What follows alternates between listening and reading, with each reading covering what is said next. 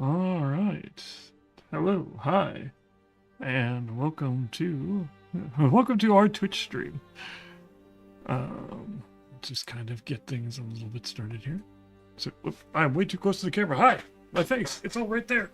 Ugh. I was awkwardly sitting, and I got paid for my seeing myself close up. All right. So, hi, hello again. We are back here again on this Tuesday, April 8th. Voice and captions live on both platforms. Awesome. We are here today to talk about introducing the youths, as I've been told. Yeah, good luck with that. Well, actually, it translated it as youth. I was wondering what the closed captioning would do with that. It tried youths, and then gave up. So interestingly, when I actually pronounced it more firmly, it got it. Captioning is such a wild art. In any case, so we are here to talk about basically younger kids and they're basically getting them interested in tabletop RPGs. Just because of the fact that it's a topic that is interesting and fascinating to myself. I know many people, basically many people watching as we have all gotten older and this hobby has progressed through multiple generations. We're cycling through this basically again and again as people who grew up with this basically maybe played it when they were teens or now starting to have kids. Obviously, I'm at the point where basically I have nieces and nephews who are playing, basically are interested in playing. And so it's an interesting topic. I want to take a little bit of time basically to talk about how that works. And so basically it works. And basically in terms of basically TTRPGs are really interesting because of the fact that they're great for basically I feel like they're great for kids because they are so many different subject matters stuffed into one place. Basically you obviously have basically creativity and the arts, basically you have storytelling, writing backstories and things like that is obviously is English and things like that. Depending on how involved your campaign world is, obviously things like history and things like that could become basically as you can interest people what happens in the past here and how that reflects what happens in the past in the real world.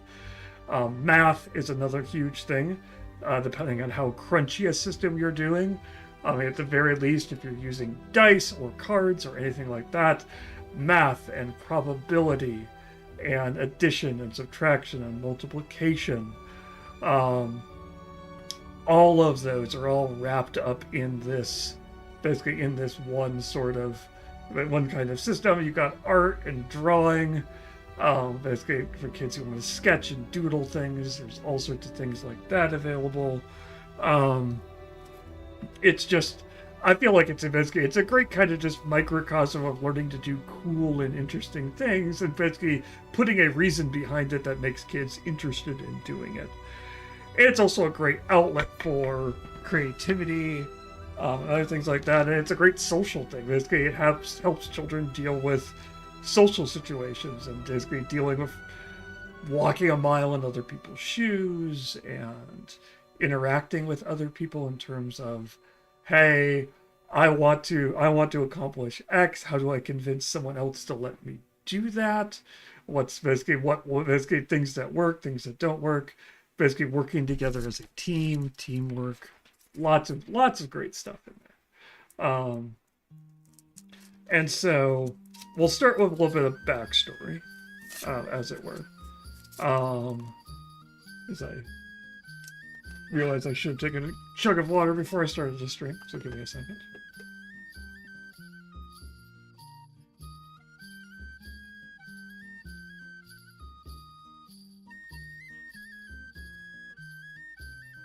There we go, much better.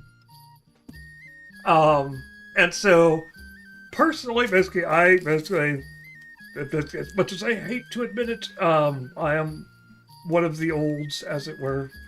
I grew up basically with the 80s and 90s, which is an interesting time to basically have experienced Dungeons and Dragons, which was the main system around at that point. Given that that was the era of basically, I had a Christian upbringing, and basically combined that with a satanic panic. It's kind of interesting that I ended up with parents who both were really big into playing D&D, and they ran that group that not only basically they played that with a group of friends which they had met at their college seminary. So a lot of the friends that they had met there, and they came over, and they basically, so my earliest experiences with it were there was this activity that a bunch of my parents' friends would show up for on a regular basis, and they would be whatever it is that they were doing, they were really involved with it. And so little young me thought this was a great time to wander out to the living room when I was supposed to be in my room playing with toys. I could wander out, and no one would really seem to notice me, which means I could get away with lifting this. One of the friends had one of those old, basically 80s, 90s in style, 70s, 80s, basically in style, big wallets that basically clipped onto the back of your pocket. Basically, so it actually hung outside of that, basically outside of his back pocket. And that apparently, however they were sitting, whatever table they were at, or sitting on the ground, or whatever they were doing, was perfectly eye level for a small child.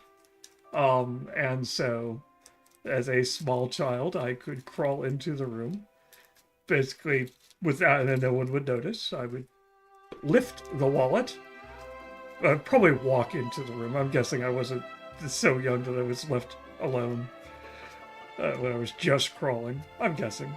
I would lift the external wallet of this friend of ours, and then I would proceed to go back to my room and happily play with the contents of the friend's wallet, pulling out all the interesting things that they had in their wallet. And they wouldn't note it. They wouldn't discover this multiple times, I am told, until they went home, left for the evening, and he would go to check his wallet and discover it was gone, and then they would come down and discover me happily playing with it.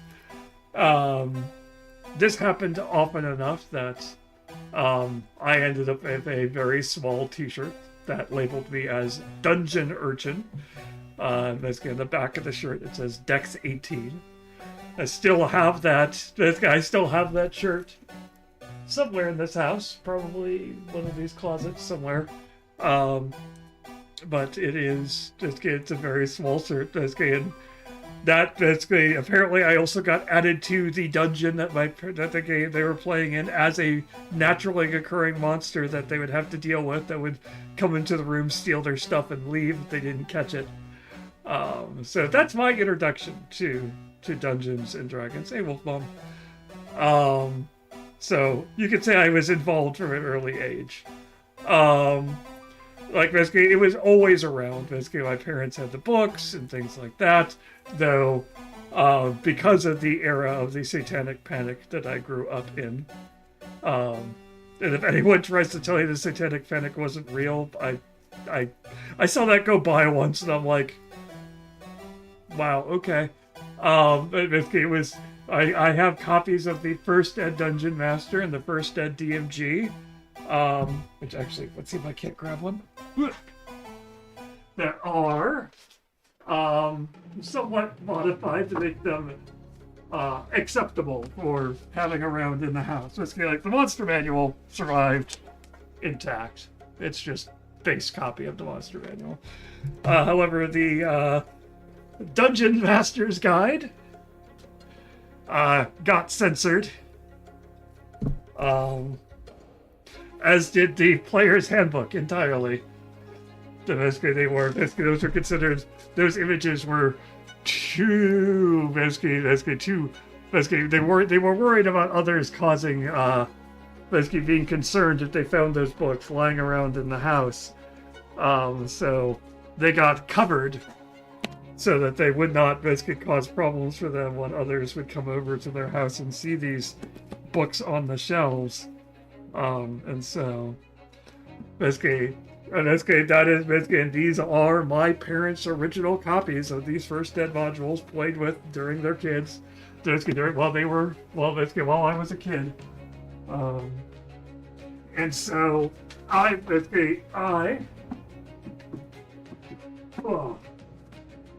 grew up with that, and that was basically, and so D&D was always around. It was always something that basically my parents were playing or doing, but it wasn't any basically my parents didn't really let me play, again, because they were probably concerned about satanic panic and things like that. And so they were a little bit more particular about what age they would start allowing their child playing the game, because basically, I will guarantee you, this is just maybe basically a comment for basically in terms of difficulties with this. When you introduce a young child to this, they're going to talk about it with their friends, with their teachers, with their aunts and uncles and relatives, and anyone else that will listen to it, basically. And so you need to be careful about basically understanding exactly what it is your child is going to describe, what activity you're doing with them. Otherwise, you might get some concerned looks. So I'm sure that's part of the reason why it took a little bit before my parents started to allow me to play Dungeons and Dragons. But I know that in middle school, because I have distinct memories of doing such things, to talk, basically bragging to my friends or discussing with one of my other friends, basically or playmates or classmates on the playground, about the adventures we had in it, and that was in basically it would have been middle school, so that would have been 5th or 6th grade. Our Illinois schools were 1 through 4 was elementary, 5 through 6 was middle, 7th through 8th was junior high, and then 9 through 12 is high school. And those were 4 different schools that I went to. So 5th, 6th grade, which puts me around age 10, 11. I'm always terrible at basically remembering what ages go with what, basically with what classes. I usually go 16 is usually sophomore, so that's grade 10. And so basically you go backwards, so age 6 is usually 1st grade, and so basically 5th or 6th grade would be 11 or 12. That's my guess. But we had a friend of the family who was willing to take on the burden of running a game for my dad, my mom, his wife, and basically me, my sister, and I. And so he took on the goal of running a game for us, and he did basically one of the things that one of the first recommendations I have is basically, if you're playing with younger children, the first thing you need to realize is that you're basically don't expect to play D&D necessarily straightforward as written as the rules. Basically, throw them some interesting stuff. Throw them some things that they're basically are cool or different or powerful, or in his case, he kind of played it a bit like we were all X-Men. So all of us got a special superpower that was ours, that made us different from everything else. I could turn into a dragon. Basically, and that dragon I could turn into basically became more powerful as I leveled up. It started as a pseudo dragon and then became younger baby dragons as I got older, which dragon loving me thought was the super coolest way to play ever. And my sister, I think, got the ability to turn into horses because my sister was a horse girl. I think eventually she ended up as a Pegasus, I believe. I know my mom could turn into a statue, a la Mario. I don't think that was her inspiration because she doesn't really play video games. And I can't remember what my dad's or my friend's wife's powers were. It was really long ago. Basically, I definitely remember the horse. I remember my mom was a statue. My mom also played a dwarf who was named after basically, my mom was big into biblical names. And so basically her character's name was Dorcas, which I swear she picked because she wanted to pick fights. So basically, but her character's name was Dorcas, and so we started basically playing through as these low-level characters, level 1, second ed D&D, with different, basically with these superpowers.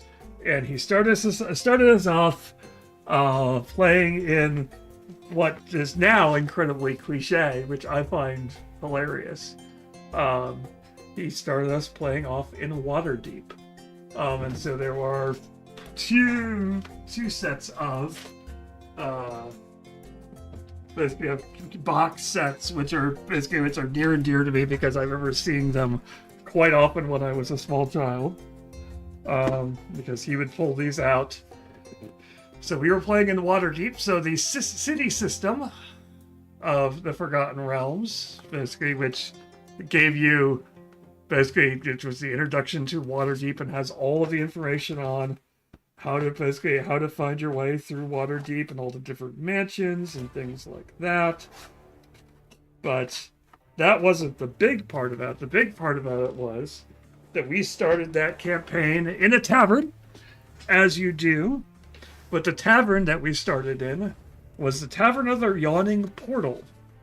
The Yawning Portal, of course, basically is known. It basically was one of the more infamous D&D taverns, because it has been the focus of so many different adventures, and it's infamous because it has the introduction. Basically, it has an entrance to Undermountain, right there in the basically right there in the inn, and basically adventurers could pay a small fee to be let down into Undermountain through the entrance. And basically you can adventure down there for a while and then get brought back up for another fee. And so that's how he ran our friend ran the adventure for us. He would let us loose into Undermountain, and we would basically slowly, the adults would map it out, because obviously they had more of the attention span to map it out. And the children, basically, we got to play around with exploring Undermountain and basically going through different rooms and things like that. And eventually we got our adventurers actually led us into the City of the Dead, which basically I'm disappearing for a bit because I remembered something else. Basically, we disappeared into the City of the Dead, and that led us to basically discovering a secret portal that's activated by a secret amulet inside the City of Dead that led you to a secret base inside of Undermountain that we could adventure forth from then on. And so it was very much kind of a D&D superheroes type adventure.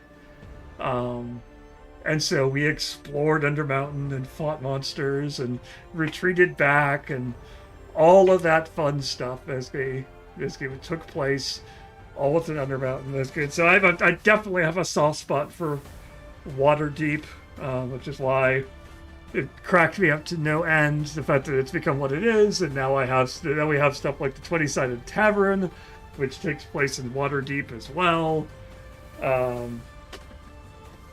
All of that fun stuff. So basically all of that kind of wrapping up, basically kind of saying in terms of getting children interested in TTRPGs. It's something obviously I still talk about it for basically this many decades on. Basically, I still have really good memories of those games, and basically that social time with my family, with my family's friends, and my sister. Um, so basically, if you're looking for, hey, I want to play something that's going to have an impact, that's going to basically be something that creates memories for basically as time goes on. Basically, TTRPGs can be basically that's another reason I really encourage people to like start basically doing TTRPG stuff with their kids. Basically, it can be a lot of fun. Now, all that to say, the important message is don't force your kids into TTRPGs. Don't as with all activities with small children. If you attempt to say we are on Tuesday nights, we're canceling all your plans. You don't get to hang out with your friends. You have to sit down at this table and play D&D because by golly, it's educational and you're going to like it. And that's going to fail miserably. Don't do that. So how do you get kids interested in TTRPGs? How do you introduce them to it? So the first thing, basically, and how I basically my evil plan to get my nieces and nephews hooked onto TTRPGs, which is something I somewhat intentionally did, was that basically I have multiple nieces and multiple nephews, and obviously they do not live particularly close to me. I see them in person a couple of times a year. But throughout the year, a lot of the time, basically Uncle Mark gets used as a babysitter. They have a snow day, they have something like that, and basically they're done with their chores or something like that, and so my sister, desperate for, I need to occupy these children before they destroy my house, my sanity, or something else, will be like, hey, do you want to talk to your Uncle Mark? And they'll be like, yeah, I'll talk to Uncle Mark, and so I will get a ping like, hey, do you have some time to talk to your nieces and nephews? And I tell you, it's really hard to turn down that phone call when you get pinged by the, hey, can you talk to your nieces and nephew? They want to talk to you. I don't want to disappoint the children. Now, how much they actually want to talk to me and how much my sister wants a break, that's its own thing. That's fine. But they are excited to talk to me when we get on, so it's always great. But what happened was, well, I'm desperate to, how do you entertain a group of small children who really want to basically are interested in it, but of course their interest can wane quickly. Was that I started playing with the fact that using Google, basically, this exists in almost every form of teleconferencing thing. You could change your background, and so I would entertain the kids by changing my background to different things. First, it started off with me doing things like just cycling through my hundreds of wallpapers and being like, "Look at this picture," dangling shiny things in front of small children. It's a great way of entertaining them. But what that quickly kind of started going into is when I started going through some of the images that like Google provides is, oh, hey, here's an interesting place. Here's a castle with a dragon on it. Here's a mushroom hut in the woods. Here's an underwater thing. Here's a spaceship. Here's all sorts of interesting and different places. And it's really easy to, when you start flipping through these things, to start building a narrative around it. Just start talking about who lives in this hut in the woods that's made out of mushrooms. What's the story about this castle with a dragon on it? And basically just starting to pull them into just simply storytelling. And that really is what Dungeons and Dragons and TTRPGs in general is. It's storytelling. And for the most part, it has been rare in my experience. Kids are enthusiastic about storytelling. They love to tell wild and imaginative stories if you give them half a chance. Whether that is whether it's adventures or basically just wild creative flights of fancy about things, or basically heroic stories where they are the champions or things like that. It's really easy to just start with that. Just start, basically take a picture, a series of pictures, basically like the Google backdrops and things like that, and just start weaving a narrative out of it. Just start goofing around, start talking stories about, oh, there's the knights in this castle, and oh, they're rampaging, oh, they're going through the forest, and then you switch your background to the forest, and oh no, basically they're basically the evil ogre is here, and basically it chases you off. Where do you want to go hide? Do we hide in this hut over here, or do we hide in this basically in this underwater palace over here? And now you've introduced choice. And basically, choose your own adventures are a great path along this same line. They were definitely an introductory drug for me as well. And you just continue, basically, they give you an answer, and you continue, and you tell a difference. Basically, the story continues. And basically, I started doing that with my nieces and nephews on phone calls, and it was basically incredibly, I mean, it's basically, a lot of time we forget just how validating it is to have someone listen to your stories and be very excited about them and be like, oh, wow, that was awesome, I want to do that again, or what about this, or what about this, and things like that. And the big key with this is that you don't necessarily, but basically, the rules of improv basically apply here. I think that's the best way to say it. Don't shut them down. No suggestion is too wild, too crazy, too extreme. Now, I'm saying that within reason, obviously, there are social norms and things like that you should be on the lookout and be careful of. But if your audience starts to want to build a rocket ship to escape the evil ogre in your fantasy forest so they can fly to the moon, cool, it's sci-fi now. Have fun. Just go with it. Roll with it. Take them to the moon. Adventure on the moon. Maybe there's a kingdom on the moon. Basically, if you want to wrap it back down to something on Earth, if you want to take it off into the planets and outer space, go with it. See what they're interested in. Play with it. Have fun. Let them tell their stories. And guide them into interesting or different ones as they keep going. Let them bring in whatever elements they want to. With my nieces and nephews, one of the stories I was telling them quickly kind of started getting very obvious overtures of Narnia because they had been listening to the Narnia audiobooks. That's fine. We'll roll with it. It's fun. We can tell different versions of that story and put them inside of it. And so that is probably the first way that I would say, if you want to encourage children to be interested in role playing and things like that, that is the quick and easiest way of just getting them interested in the idea of storytelling.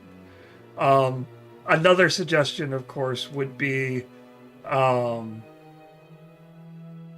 of my other passions, basically reading and books. If you have kids that enjoy books, there are the very definite, the creative storytelling books of like Choose Your Own Adventures is a great, easy introduction.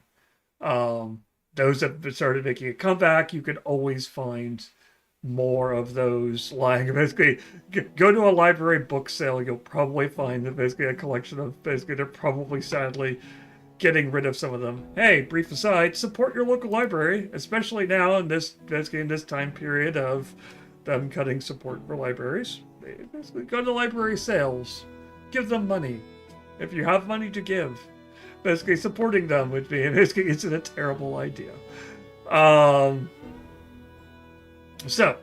basically, those Choose Your Own Adventure books are a great way of just introducing the idea of storytelling that you control.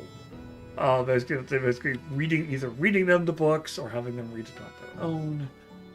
Basically, you can get them interested in this idea of narrative choice, of they're involved in telling a story. That choices have consequences. That basically that sometimes there are right and wrong choices, as it were. or basically rather that there are, and there's sometimes the consequence to the choice isn't something that they necessarily want. Um, they could go back on those. So basically from there, you, of course, you've got, I wonder if I could pull this up really quickly. Let me see if I can find it.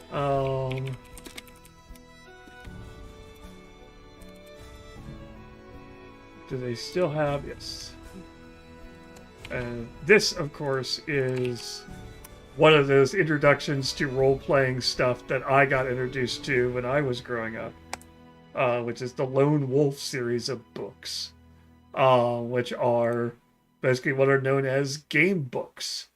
Game books were basically big, basically in the era before Game Boys, before we had portable electronics and cell phones, basically, and cell phones and things like that. Um, Game books were a really fun way of being able to basically play through a game in the basically in the car when you're going to places, basically things like that. You could basically they are a series of books which are written originally by Joe Deaver. Now they are basically they now have their own, and so they have basically they started with Flight in the Dark, basically Fire in the Water, Chasm of Doom, and all of them were these basically essentially they're choose your own adventure books, but they up it a little bit by introducing that little bit of randomness to it. You would have skills you would have to test, and you built a character who could basically specialize in certain abilities and things like that. And sometimes the book would ask you, which ability did you pick? Did you take this ability? Then you can choose this path to deal with the situation. You would have encounters and fights that you would have to triumph over using random combat rather than having you roll dice. You would close your eyes and move a pencil over a page and then bring the pencil down and basically strike somewhere on the page. And where you struck on the page would be a number between 1 and 10. And that would determine how well you did, if you rolled high enough to hit, how much damage you did, things like that. And so it's a great early introduction to the idea of narrative choice, but now with randomness. That basically narrative choice with basically the ability that you basically its abilities, different abilities and characters, and things like that. So you're basically being able to control it. Basically, there's a whole series of these game books. Lone Wolf is probably the ones I remember most because those are the ones that I had growing up. They are still available in both physical form, and I believe they are actually available now as websites. You can buy the book.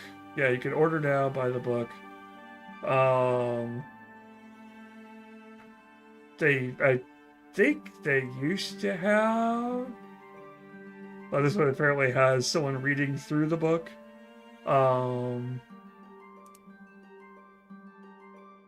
They used to have,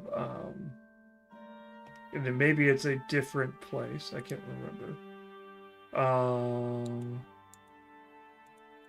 They used to have digital versions of it where you could play through the books on basically online.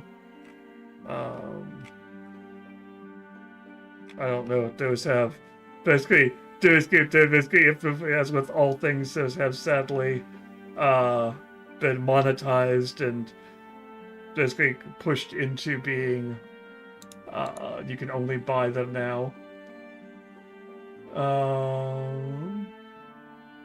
Double checking really quickly. But those are the ways you can get the physical EPUB.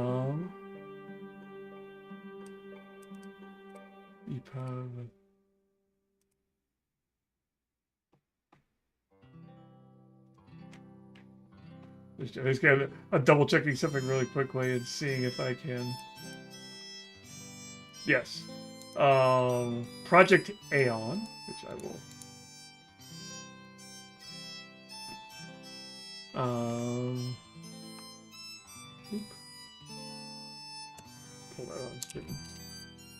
So the books are available online as well. So if your hand basically there, you can see they're available as a whole bunch of different basically. So if your young ones have Kindles or things like that, you can download EPUB versions of them, or you can purchase them from the basically from the website. You can purchase the definitive editions from them, but they also just have straight online. You go on here, acknowledgements, the story so far, the game rules, basically your disciplines. They can take care of basically you have your action charts and things like that, just available online. You could just copy and basically write them down on a piece of paper. You can print them off. Basically, yep, your sword, your helmet, your 2 meals, basically your quarterstaff, your healing potions. And then basically it tells you how to run the combats. Here's that table I talked about that basically you just struck your thing on a piece of paper, and it would tell you how well you did in the fight. Here's the random number table. So basically it was an early introduction to there are random numbers, there are tables. Obviously a lot of this harks back, basically appealed to me as a small child because this mirrored a lot of what I saw my parents playing with in terms of basically this chart here, this combat results chart, this is 100% basically looks like something you'd find in a first ed D&D book. Basically, you got a number, you check to see basically your stat versus the enemy's stat, basically how much damage did you do. Ooh, there are these basically if you did really basically if you did basically the ratio was bad, you could die instantly. Basically scary things like basically like that, depending on how tough or how powerful you were or your opponents were. And so basically all of this is available online, and basically they handle the choose your own adventure part just like this, and you can see it's stuff like, did you pick this skill? You can do this. Otherwise, it's more like a simple choose your own adventure book.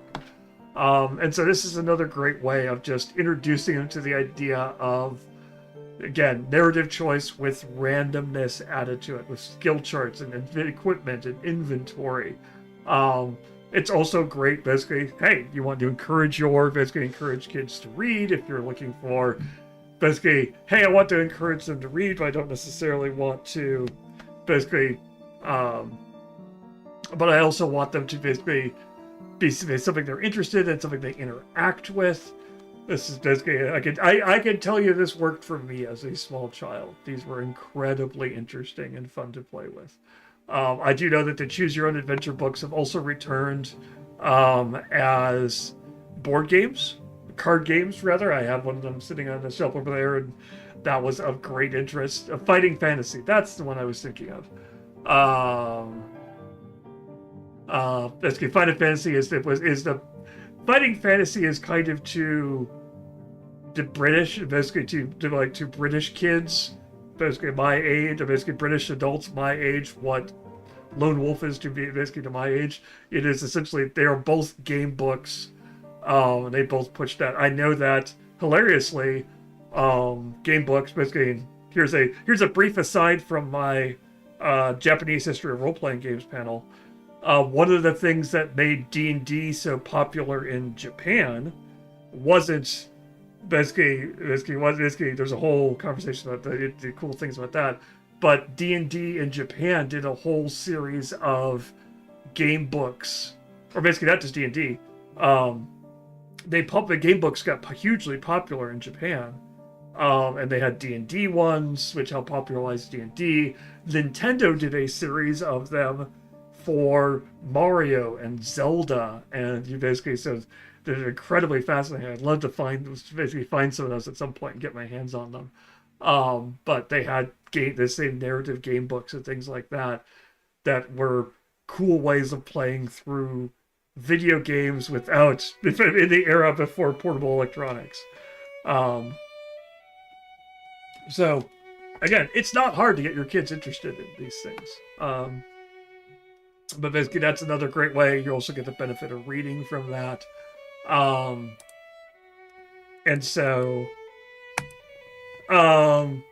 And basically, and for that storytelling, obviously, I come back here to Lore Link, and basically, I would, I would encourage basically if you start doing that storytelling with your basically with your nieces and nephews or with kids or things like that, but it's not necessarily a consistent thing, to take notes, to use Lore Link to basically track that campaign with your nieces and nephews, like basically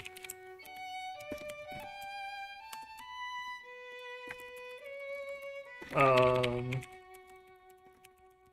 because kids can remember things. Basically, as adults, we have so many things that we're responsible for on a daily basis, and we have years and years of memories that we have to sort through, um, and stress and other stuff.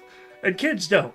Kids have, basically, they've got 6 or 7 or 8 or 9 years of life, a good chunk of which they don't have memories for because, you know, you don't really start forming those longer term memories until later. So everything is a new experience to them, and so things tend to stick better for them. Um, it's part of the intro. It's a reason why I suspect that we really keep on basically keep those early memories because they do really basically they're really important because they're some of your first experiences, and so they're a large portion of that of your entire lifespan. Um, but so basically a lot of times with kids basically it can be incredibly frustrating if you're telling this really cool story with your basically with an adult, and the next time they come back to it the adult has forgotten about the story or gotten the details wrong, whereas to basically to the child obviously it was incredibly important. It was something cool and unique and basically interesting, and they want it to be personal and awesome for the adult as well because obviously, basically, a lot of times they're like, "Oh, basically, I want to do something cool." Basically, that adults think are cool, um, and I want that to be a cool experience for the adult as well because that means it is really cool. So take notes. Basically, use Lore Link to record what characters your young ones come up with, what locations they visited, um, what type of villains and creatures you put them against, what goals you have, um, and basically start building that world. I mean, you don't have to be Tolkien. You don't have to invent The Hobbit as a story to tell your child. But that is kind of what happened with The Hobbit. Is that he started writing? Basically, he started telling these stories to his kid. Um, to Christopher Tolkien, and then started writing them down. And that's how we got such cool things like The Hobbit and Lord of the Rings and things like that. So take notes. Basically, write them down. Basically, create cool stuff. So to continue back to my nieces and nephews, how I got them interested in basically in going from just storytelling into actual Dungeons and Dragons, is I purchased because I enjoy Legos. I enjoyed putting together Legos. I had a lot of fun as a kid putting together Legos, and so I know that my nieces and nephews also enjoy putting together Legos. And so I purchased, of course, obviously for the children. I didn't get it for myself. No, not at all. I don't know what you're talking about. I purchased the Dungeons and Dragons Lego set, the Tavern. And the cool thing that they did with that is after you're done building that set piece, which is a tavern with a dragon and a dungeon and things like that, all kind of combined together, there's a cool little unique adventure that you can run, that you could get for, I think you could get it for free. It's either you could get it for free or you could purchase it with Lego points. I think you can purchase. I think you can download the PDF of the adventure for free. If you want a physical copy of it, you can pay for it with Lego points. Which, sadly, given how expensive the set is, you probably can afford the adventure with just the physical copy of the adventure with the points that you get from purchasing it. And so we were putting that together and talking about this game. Of course, it came up. Oh, this game, because they have heard of the term Dungeons and Dragons. Kids have. It exists out there. It's hard to. Basically, D&D has gotten has gotten repopularized, and so kids have heard of it at this point. It's like, oh, is this Dungeons and Dragons thing we've heard of? Oh yeah, basically. Oh, basically, how do you play? Basically, can you play that? Like, well, there actually is something. Once you finish it, you can play it. They're like, oh, we could play adventure. Like, how does that work? How does basically? It's like, well, I started to explain. Basically, you roll a die, and basically then you basically cool stuff happens. And one of the other things I had in that, basically one of my other little office toys that I had in the room is Hasbro WotC released a line of Transformers, which were dice that transformed into various D&D creatures. There was a dragon that changed into a D20.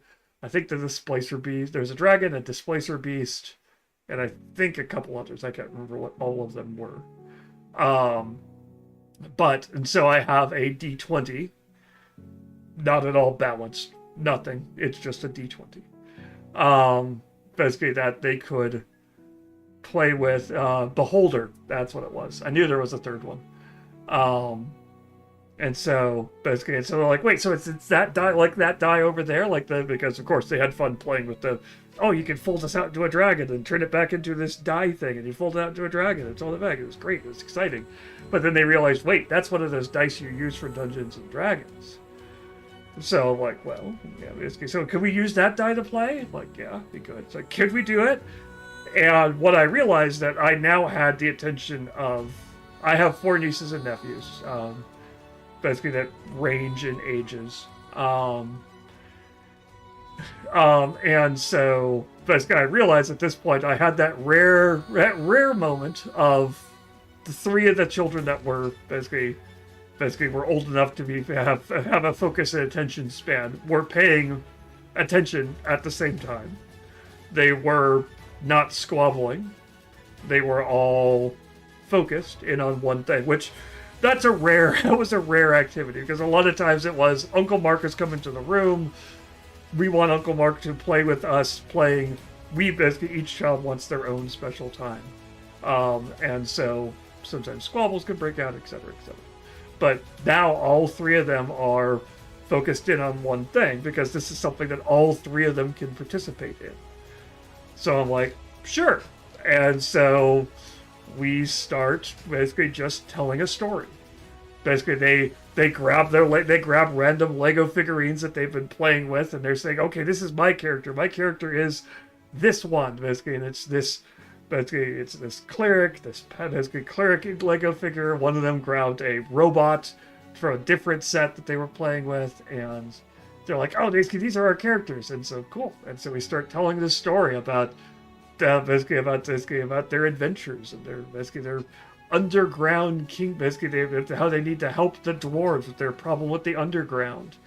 They need to defeat these evil elves who are infiltrating the forest, or help the dwarves reclaim their kingdom that they've lost access to. They need to get across the bridge, and basically deal with these kobolds who are on the other side. And can they help the kobolds? Can they work with the kobolds? Do they have to fight the kobolds?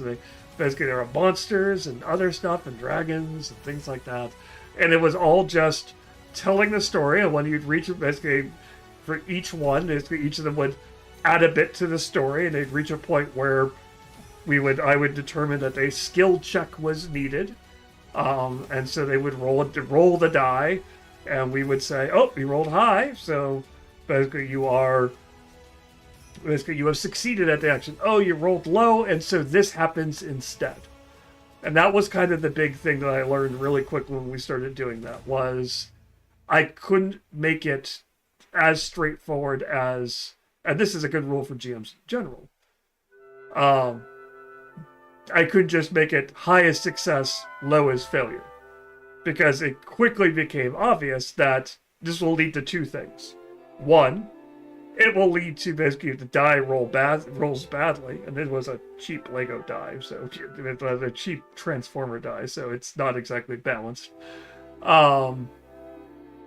That child is going to have less fun than the other kids because their actions aren't succeeding.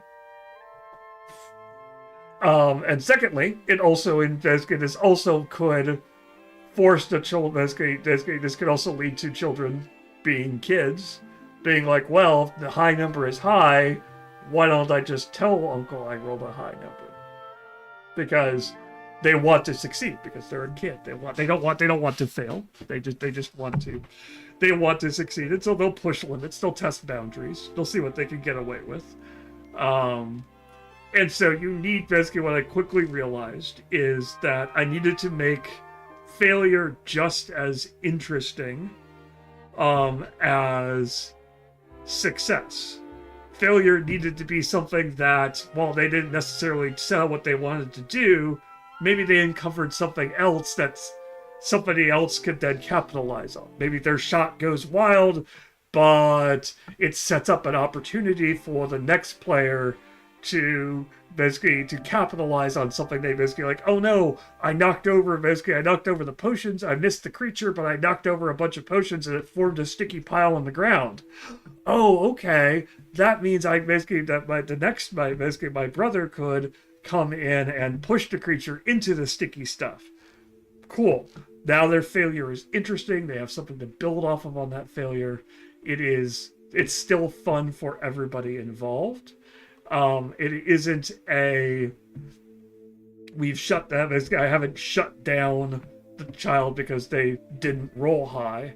And so I've encouraged them to be more honest in the die rolls, to be like, oh, basically I failed, but what interesting, cool thing happens anyway?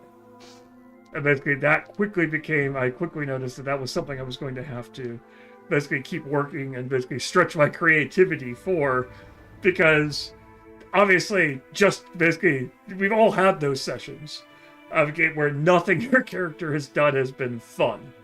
Nothing your character has done has worked. You've just sat there and you've just rolled 4s and 5s and 6s and 5s the entire evening. Yeah, I don't. I think you had one of those recently. And basically you're just kind of like, that's kind of the, as adults we could deal with it better. But even as adults, it makes the session less fun for us. We kind of accept it as we know that that's the balance, that's probability, that's statistics, that we're rolling badly, someone else is rolling well. It all kind of balances out. We're going to have a good session later. But for kids, they don't have those, oh, I've had better sessions previously. They don't have that necessarily investment to tie in. And so they might go like, well, why do I want to play this when all that happens is negative things? I don't get to do what I want to do. This is less fun than normal storytelling, which normal storytelling, I can do whatever I want. I could say I'm a princess and I live on the moon, and I can just teleport to the moon because I can say that I have that ability, and that happens. Basically, you're putting restrictions and things like that you have to use those restrictions to increase the fun, to make successes more meaningful, to encourage, basically, so if everybody could just say, I shoot the bad guy and he dies, obviously that's not a fun fight. That's not a fun thing for anybody. But being like, I shoot the bad guy, nothing happens. I shoot the bad guy, nothing happens. Meanwhile, your brother, or basically your younger brother or older brother, is like, I shoot the bad guy, oops, he died. Basically, I rolled really high, he died. Not fun. Less interesting. Basically, and so pushing for basically making those things more interesting is basically a good way of doing it. Making failures business meaningful, and so going through that led them in being more interested in these storytelling with events. Something else I meant to mention earlier, another interesting way of if I can't. There we go. Basically, Dino Car. Basically, if you're looking for, basically, like, how do I get, basically, my child is more interested in, like, drawing and things like that. I don't necessarily want to do a lot of dice rolling, things like that. Basically, Dino Car is a really fun, TTRPG game where you're just basically drawing around. Basically, you're going to different places. You're creating a map. And then basically you create places on the map, and then you draw roads between the map, and it kind of basically all of them have cars to drive, and none of them are really good at it. So you get a lot of crazy, chaotic driving and drawing and things like that, and that can basically I can start to build out that idea of storytelling by basically involving art and other things like that. And so this is one of the ones I picked up. As you can see, it is on itch.io, and that of course means the fact that if you want to pick it up, there are so many cool causes on itch.io that are basically bundling all those together. So it's $10 if you buy it alone, or you could pick it up with 466 other games for $5 to support a cause you might like. As you can see, basically itch.io has a lot of good causes that you can basically contribute to. Pick one that you want to support, wait for it to show up, and basically you can very easily. As a note, this one's currently going on.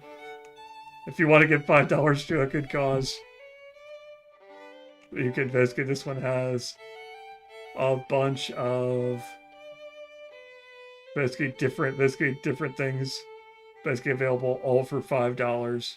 So easy way to pick up stuff. Just keep an eye on itch.io and you will own so many things. You'll know basically you don't have to spend a lot of money on them. But in any case, so that's another way of getting small children interested in the idea of collaborative storytelling, which is kind of the focus of what this is the idea of basically, like I said, I suddenly had all three attention, and all three of them were working together, because all of them could benefit from others' actions and things like that. And so basically supporting that was a really cool and fun thing. Another way of getting them interested in, basically, like I talked about Legos, another way of getting them interested in, I was talking to a friend about it, and she says, oh, one of the ways that I got started to get my niece interested in the idea of role-playing and things like that is podcasts. When you're sitting in a car, you're driving from point A to point B, or you're doing a project and you want something in the background, sometimes those basically actual play podcasts where the kids hear other kids playing TTRPGs, and as children a lot of times will go, oh hey, there's an older kid doing this and they're having fun doing it, I want to do that, because basically you get that sense of basically hero worship, or basically like, oh, these older kids are doing it, therefore it must be cool. And so podcasts like the one they recommended was Dungeons and Dragons and Daughters, which is the story of which is a dad doing an actual play podcast with his couple of younger daughters, and playing through an adventure. And basically they've recorded that. And so those podcasts are another way of introducing them to the idea of what creative storytelling could be like and what stories could be done, and basically encouraging it, because if you're like, hey, I want to get them interested in this, I want to introduce them to the concept, I don't want to force it on them. Oh, hey, here is something that a treat, something they enjoy doing, listening to it, basically an adventure story. But it's an adventure story where they can hear them playing it. They're like, oh, I want to do that, because that is an interesting. Basically, I want to mimic that. I want to do that as well. So then, of course, it comes to the next step, which is once you get them wanting to play with actual rules, what's that next step? I know for one friend. Their kids, the way he started introducing them to role playing was with the Mice and Mystics board game. The Mice and Mystics board game is a way of it kind of lets everybody play the game at the same time, but weave a story through a narrative, through basically a cooperative family story time kind of element. And so It makes it easier to save. It's less prep necessarily for basically you as a storyteller. Um, and it's a simplified version of the rules. Basically in maps and things like that. It's less work. It's a good introduction. And of course, playing with cute animals and things like that, where you're fighting things like spiders, and basically things like that, or basically natural hazards and things like that, is a less scary thing than necessarily throwing ogres and goblins and kobolds and other stuff at younger children. And so that is a great way of basically kind of introducing them to the idea, like, okay, now we're playing a game, but the game has a story behind it, and that story has rules, and that story has basically you have that the story has successes and failures, and how all that work, and you have characters. So basically, Mice and Mystics is another great way of doing that. And the last thing I'm going to talk about is, now you're like, okay, we've done all those things, but I really want to get them into D&D proper. And the good news is there are lots of there are lots of ways to, basically depending on what you feel that your kid's comfort level with the rules, the following rules, and handling a character sheet, and piloting a character is. Obviously, there's stuff like the D&D Quick Starts, basically the D&D starter kits, which those are great for older kids, basically because those tend to be a little bit more complicated, a little bit more, they kind of, they cut down the rules a little bit, but they still have a lot of the rules and things like that in there, and they kind of basically, but the plus side is that they tend to tell a story which builds into more and more of the greater D&D universe, and it also has the name D&D on it, which again, like we talked about earlier, D&D is it definitely has a moment now where it's the cool thing. It's got movies, it's got lots of the actual play podcast, Critical Role, and things like that. A lot of those things are interesting and exciting, and they're out there, so a lot of people are interested in those sorts of things. The other thing for younger kids, and what my sister ended up doing, because I kind of came out after we got done playing that, I kind of came out and secretly told my sister, hey, so I may have started the kids down the road on D&D, and she just kind of sighed and said, well, I kind of figured this was coming. And she says, I started looking into, basically, because I knew this, you had started I knew you were going to get them into this, and so I started looking into how we can, basically, ways of doing it, and so she basically researched something called the D&D Adventure Club. And that is basically, it's D&D adventures built for kids that they send to your mailbox every month. Hashtag not a sponsor, we just think they're cool. But basically they're little adventures that they send you, and that you can basically break out and play with, basically with your kids. And so here's a quick start. And how they handle it is, they're going to, rather than dumping kids into the deep end of basically all of the basically rules and things like that of a full D&D session, they have much simplified character sheets, which ends up looking a little bit like Pathfinder. You just care about the pluses. The numbers are up here, but you really only care about the pluses. You have skills, which what you can do, basically some simple attacks, couple of things, basically armor class, hit points, treasure, spells. All of that basically called out really simple, basically straightforward.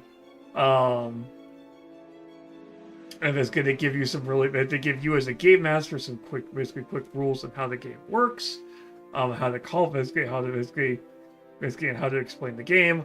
Obviously, one of the things I like about basically 5th edition D&D, with pluses and minuses, but one of the great things it does do is that it's still a little bit crunchy.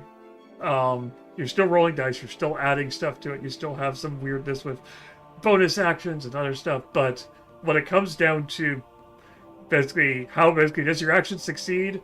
Yes. Does your I want to do basically this action helps me do better. Basically now that I'm basically against something. Well, now it's not a number. It's just advantage. Roll 2 dice, take the better. Oh, something happened to make you worse at something. Disadvantage. You don't have to deal with +1, -1, +2, -2.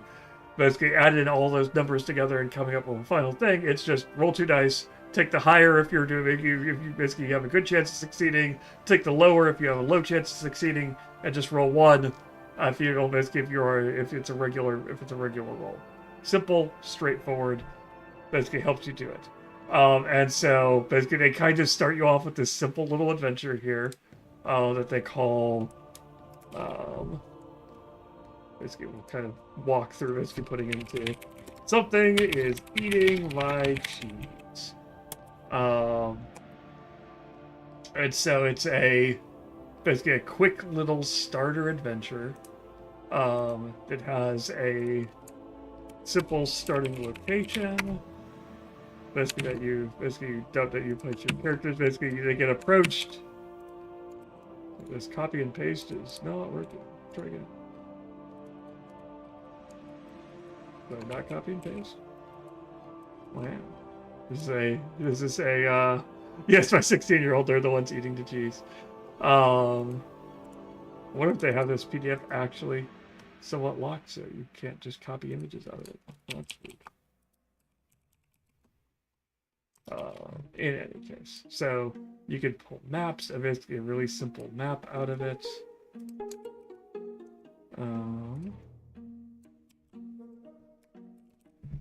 My wife and my 18-year-old, and possibly a 12-year-old in my house. My gosh, they're 18. Pardon me while I crumble to dust.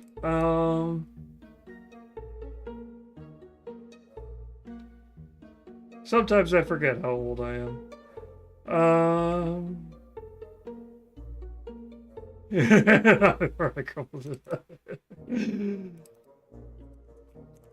But so basically it's a really simple adventure. It starts off, it's been years basically. So we start off with a quick little speech.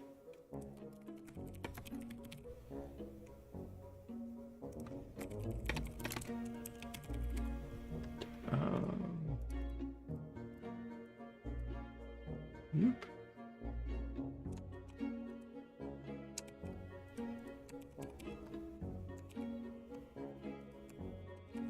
I really feel like this is just...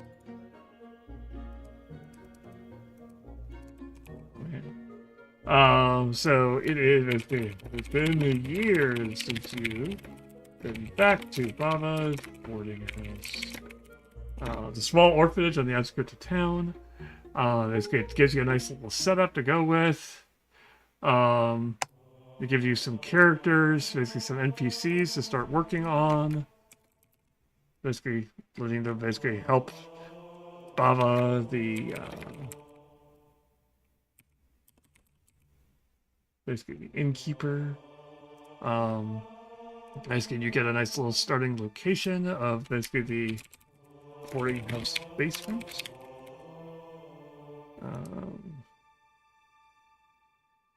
Let's create a new image.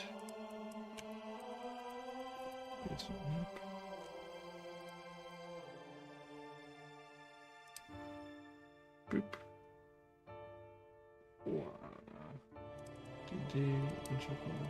Map. There we go. Save that map.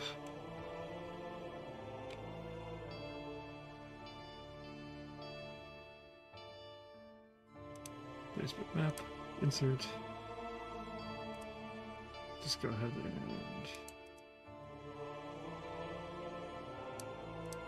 make that both of those. There we go. Basically, small room, bottom, like steep stairs. Looks like ordinary basement entry.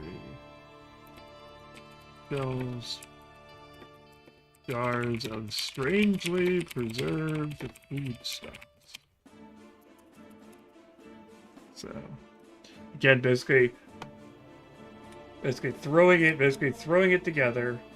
Again, basically, I'm putting it in here just because of the fact that, again, even more so when you're dealing with small children, as opposed to adults, keeping things moving, keeping things entertaining, keeping things interesting, not spending a lot of time bouncing back and forth between basically in a PDF on trying to look stuff up is going to be important, because basically kids have a much lower tolerance for, oh, this is boring, because they're just staring at you. Basically, so again, basically you're going to have these things. They have some quick things for rolling for initiative. They have a quick combat. They have some quick stats for some creatures for you to fight. They have large, hairy rats. And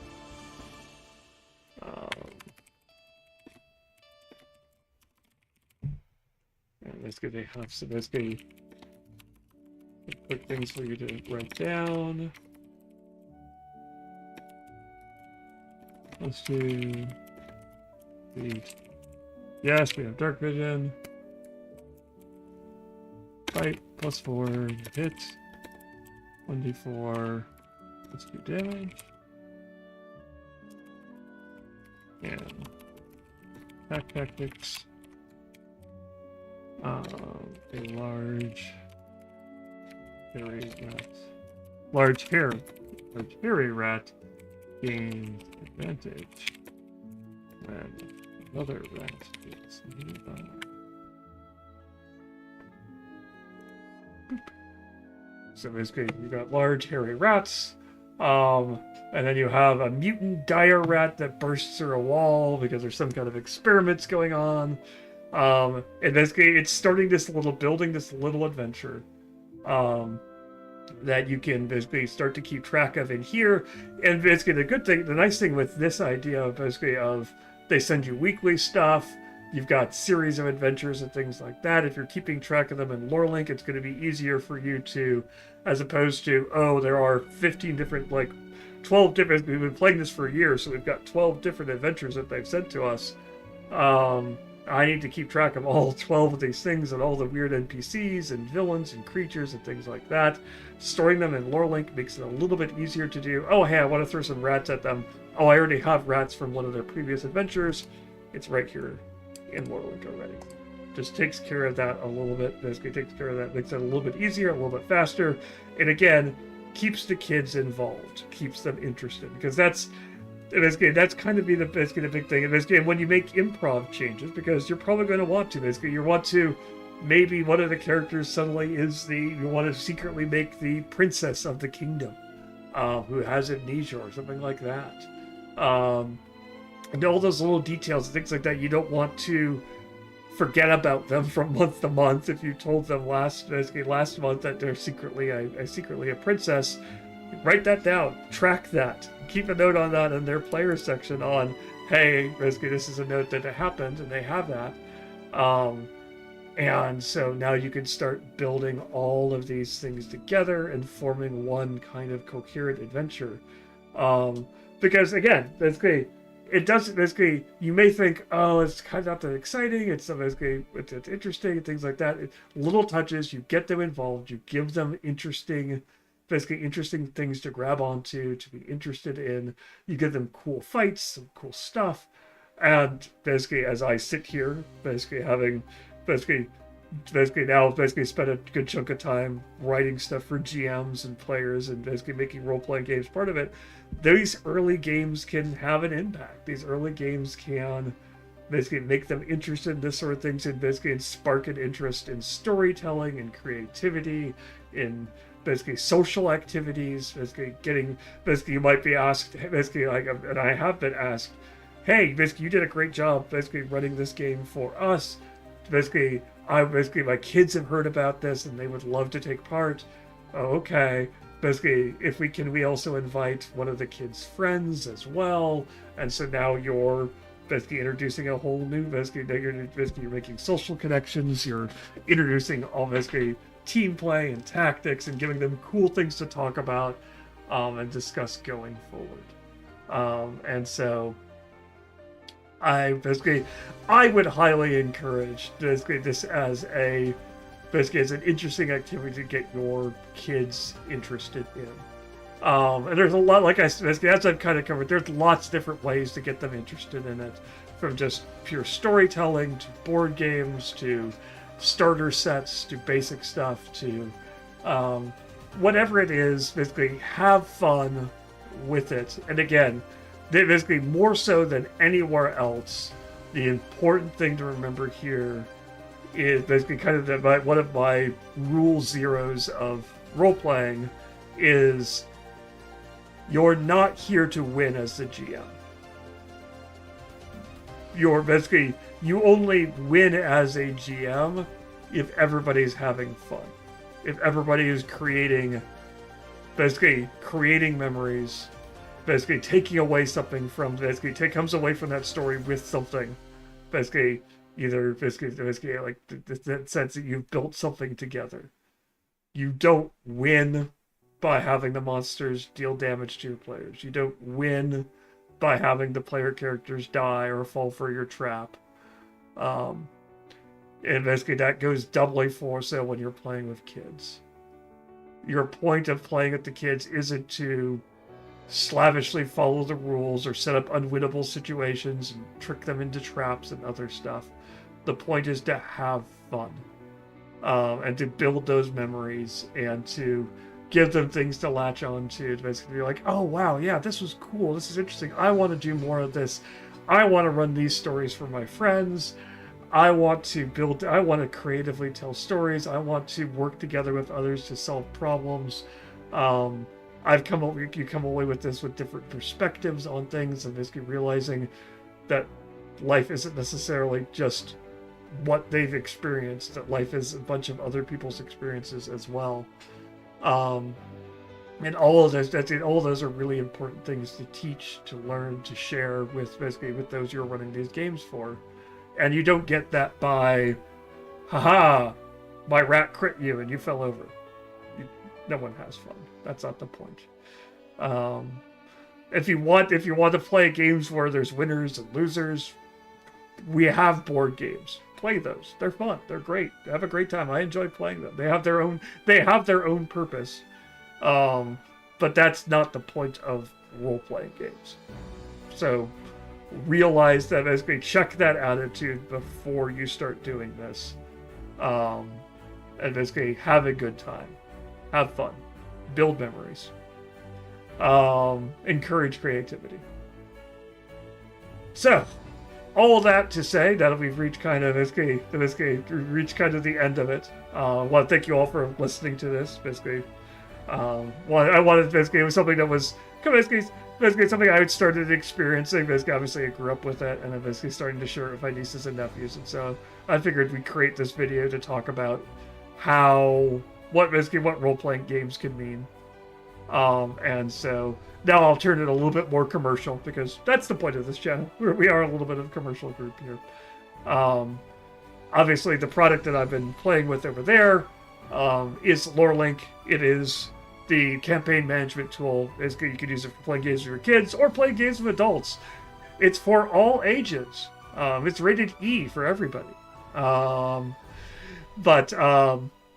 And so LoreLink is our basically campaign management tool system. It is system agnostic. You could keep your notes for Honey Heist, Dino Car, or epic D&D games. All will work inside of LoreLink. Nope, doesn't work for me. But all of those things, basically, I really need to have a post-it note of all the mod commands just stuck somewhere I can read it. You think I'd keep track of that, but sometimes I'm a bad streamer. In any case, basically LoreLink is that product. You can find out more about it on our website, which is lorelink.com. It's get started, I think, is actually the command.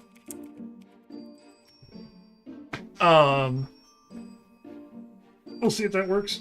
Or maybe the bot's dead, because I haven't seen it posting at all during this, so I think the bot might be dead. So, In any case, lorelink.com/get started. Basically, if you go to our website, that basically we have available for you there. Basically, you can check out more information about LoreLink, up to and including basically how you can create your own free account, which can get you access to basically you can create 2 free campaigns on that account. Basically, you have access to everything you see here. Obviously, paid accounts have access to slightly more features, but all the basic features, like all those categories you see across the top, are available. You can create locations and creatures and events and timelines and link them all together and use them to make your life just a little bit easier, basically your time at the table a little bit more fun. But all of these are available basically on that website. Outside of that, if you're interested in what we're talking about, you want to see us use LoreLink more often or do fun, cool things, you can check us out here on Twitch. Obviously, if you like what we're doing here, throwing us a follow is always appreciated. If you really like what we're doing here and want to encourage us to keep doing more of it, obviously throwing a subscription to us, whether paying us actual money or pickpocketing from Jeff Bezos, much like I did as a small child. You can become your own dungeon urchin and steal from Jeff Bezos' wallet. He's just left it hanging out there in the form of, basically, if you have an Amazon Prime account, you can use your Amazon Gaming subscription to get a free subscription to any channel of your choice, so you can listen to us without ads. And basically no pre-roll, no middle, basically no interrupting ads in the middle of stuff. All that can be available, and basically you can take some money from Jeff Bezos and deposit it in us. So that's money he can't spend on the yacht, and we promise not to spend on yachts. Well, not real life yachts. We might buy a DLC yacht with it.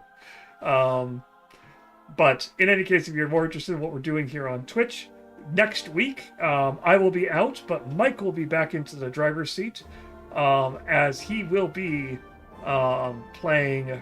Basically talking about the end result of our actual play that we did a couple weeks ago, which is basically we did Pendragon, the sword campaign. So if you're curious about his thoughts on that campaign, about how it went, how LoreLink helped, changes he's going to make, basically based on what he got out of that session, getting ready for one of our other things, which is us being in person at HoosierCon. More about that in a second, but basically if you want to check that out, that's what he is doing here next week. So basically check that out here next Tuesday. If you want to check out the actual play that he did, you can check us out on our YouTube channel, youtube.com/@LoreLink. And that is where we are basically archiving all of these videos. So if you want to watch this video again in the future, you can check that out there. You can also check out the actual plays that we did of Pendragon.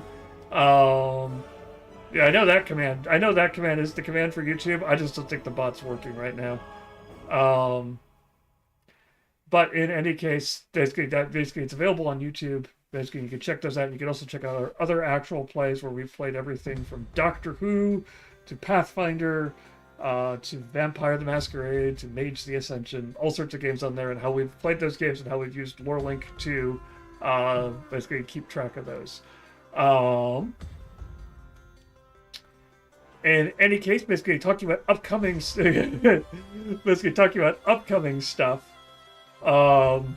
We have basically you can keep track of the things that we're doing in the future, either by checking out our social media site. Basically, Blue Sky is where we are. It's where we post things about upcoming events and cool things that we're doing. So if you're curious about those, check us out on Blue Sky. If you're like, hey, social media right now is an absolute fire no matter where you are, I'd rather not deal with that. Could you just give me the news about what you're doing? Yes, we will email you all the news that we're summarizing the month, talking about our Twitch streams, talking about our development progress. All that is available on that Get Started page, lorelink.com/get-started, get-started. That page will basically take you to, there's a sign up for the newsletter. If you sign up for that, we'll send you once a month, basically a newsletter talking about that. We won't spam your inbox. We'll send you maybe one email about that, and maybe one email every other month, like a second email every other month about a cool new feature we're releasing. That's it. Check us out. Basically, you can get it that way. Avoid social media. Get all the info you need right there. There's the link.